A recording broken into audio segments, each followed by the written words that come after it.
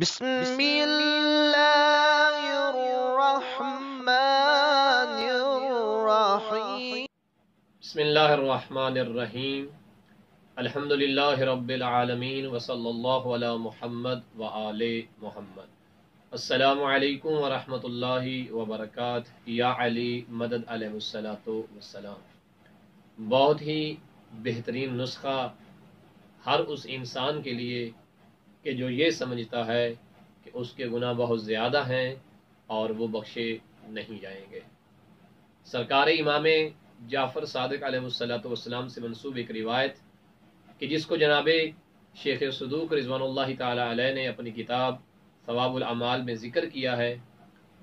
امام جعفر صادق علیہ الصلاۃ والسلام ارشاد فرماتے ہیں کہ جو شخص نماز ادا کرنے کے بعد اپنے پاؤں کو حرکت دیے بنا تسبیح جناب سیدہ زہرا سلام اللہ علیہ و صلوات اللہ علیہ پڑھتا ہے تو پروردگار اس کے تمام گناہ معاف کر دے گا۔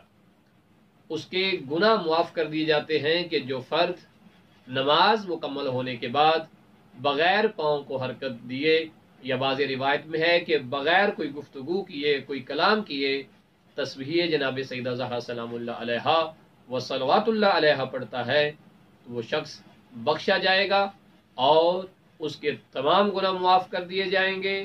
اور پھر امام علیہ الصلوۃ والسلام نے ارشاد فرمایا کہ تسبیح جناب سیدہ زہرا سلام اللہ علیہ و صلوات اللہ علیہ کا آغاز اللہ اکبر سے ہوتا ہے، کہ جو معروف طریقہ ہم سب جانتے ہیں، کہ جو تمام احباب جانتے ہیں کہ 34 دفعہ جو ہے اللہ اکبر کہنا ہے، 33 دفعہ جو ہے وہ الحمدللہ، پھر 33 دفعہ جو ہے وہ سبحان اللہ کہنا ہے، اور آخر پہ لا الہ الا اللہ ایک مرتبہ کہا جاتا ہے۔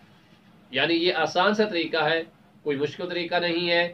34 دفعہ آپ اللہ اکبر کہیں، 33 دفعہ آپ الحمدللہ کہیں، اور 33 دفعہ آپ سبحان اللہ کہیں، اور آخر میں ایک دفعہ لا الہ الا اللہ کہہ کے تسبیح کو تمام کر دیں۔ لہٰذا یہ ایسا ذکر ہے کہ جس کے ذریعے سے ہم بہت ساری نیکیاں حاصل کر سکتے ہیں اور اپنے گناہ معاف کروا سکتے ہیں۔